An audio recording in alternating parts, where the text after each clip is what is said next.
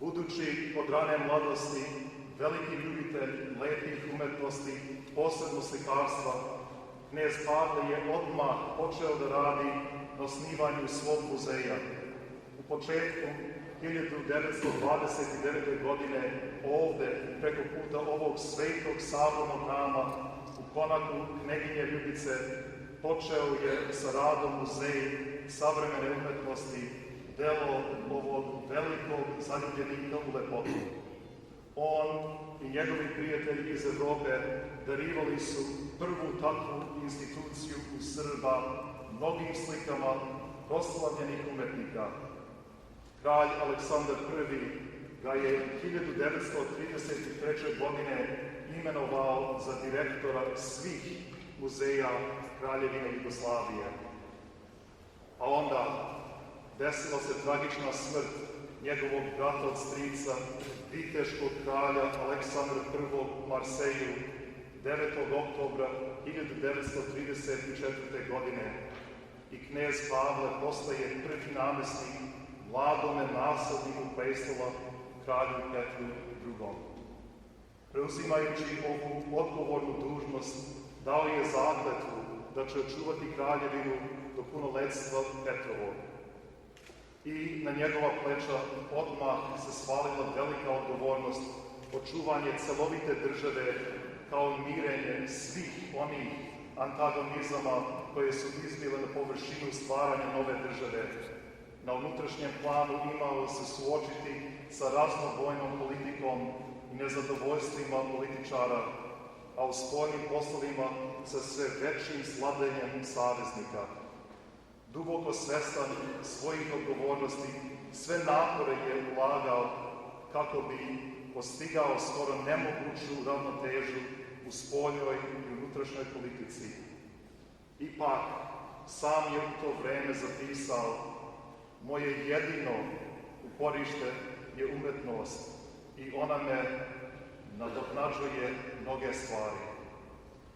Već početkom 1935. godine osnovao je muzej koji je doneo njegovo ime. Taj muzej odmah je postao svetski poznat i priznat je i danas, iako ukinut na surov način i trenutno nepostojeći mit svetla uspomena ne samo Beograđana, već i svih sofisticiranih Evropejaca. Sa njim je knez Pavle ostavio po sebi spomen, kao što su to nekada činili najbolji srpski vladari, sveti Nemanjići, graditelja crkava, zadužbina, remek dela srpske civilizacije i kulture. Dovoljno je danas samo pogledati njegovu kolekciju slika u Belom dvoru, pa odmah razumeti kakvim je ukusom za lepo on bio obdaren. I zaista, na čelu države u koju je Srbija uložila sve što je imala u najburnijem periodu nove evropske istorije, nalazio se princ mecena lepih umetnosti, istinski plemić, koga je Jovan Dučić uporedio sa slavnim florentinskim renesansnim medićima. U nemiru početnih vihora Drugog svetskog rata, na osnovu činjenica i logičnog razmišljanja, uvideo je knez namestnik da Jugoslavija mora sama, bez ičije pomoći, da uredi svoje odnose sa pretećim svetskim silama.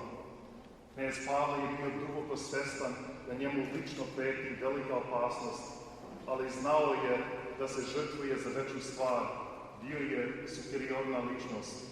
Sećao se stradanja našeg naroda u toku Prvog svetskog rata i po svaku cenu želeo je da izbegne nove golgote države i naroda, da bi se izbeglo još jedno nezapamćeno stradanje.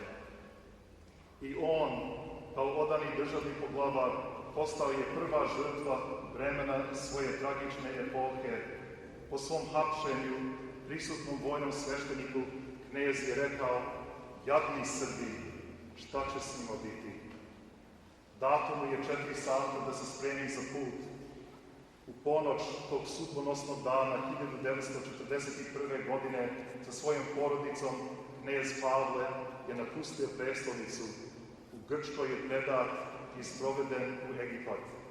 Zatim je čitava porodica deportovana u Keniju, imali su da budu izolovani usred džungle na obali jezera Naivaša.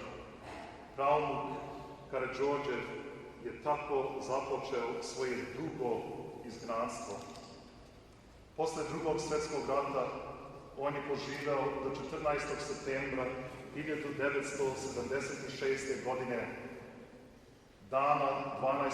aprila 1954. godine Knežev mlađi sin Nikola, u koga je on polagao svoje najveće nade, izgubio je život u automobilskoj nesreći.